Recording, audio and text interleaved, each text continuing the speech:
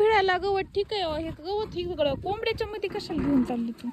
अगं बाई गवत खाण्यासाठी सोडीत होती कुत्री नीती बघ ना कोंबड्या किती गवत खात्यात आहे. उत्तम गवत टाकी म्हणला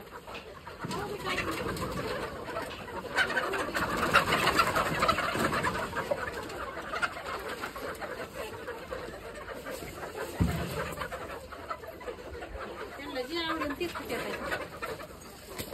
अरे शिवा ग बस बाळांनो बहिणींनो बघा आपल्या कोंबड्या एवढ्या झाल्या कशा गवत खात्यात आहे.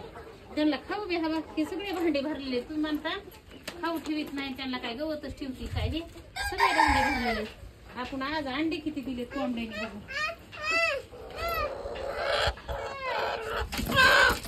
ही कोंबडी खुड झाली.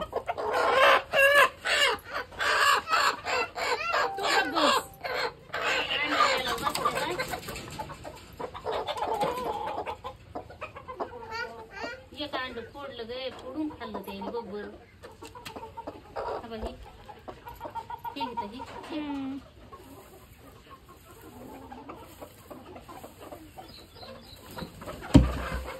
अरे देवा देवा देवा का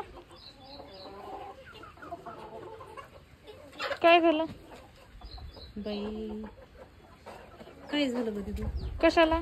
अगं सकाळीच काल 18 अंडे इथं मी करून ठेवले होते.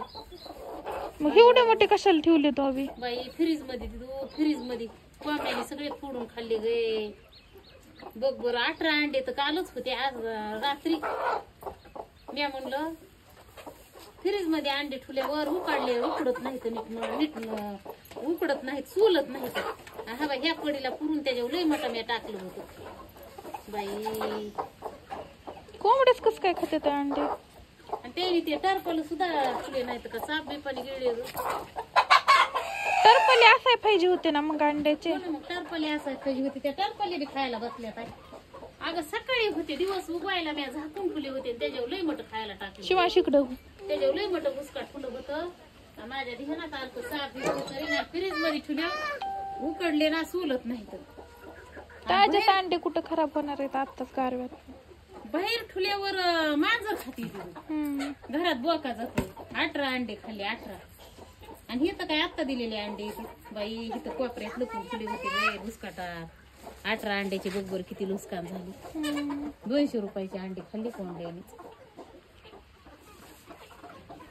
हे तर ताजं दिलेलं आहे. हा बाई गरम लागत आहे. एवढी बी का आता सोकल्या कोंबड्या अंडे खायला. ते हे बी रोज खात्या ना दिले की काढावं लागते ना. 3 दिवस अंडे मी तिथं ठेवले ते फ्रीज मध्ये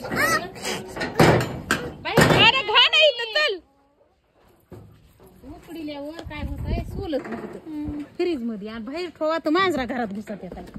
काय नाही एककड बघायला गेलं की